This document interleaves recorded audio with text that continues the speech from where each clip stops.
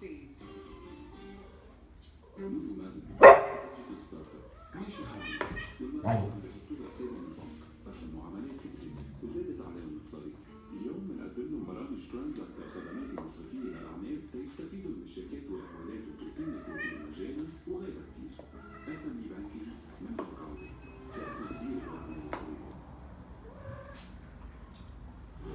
أنا فابريسيا عم طلع عليكم في الحلقة الأولى من سيزون 2 للوك فور فريند على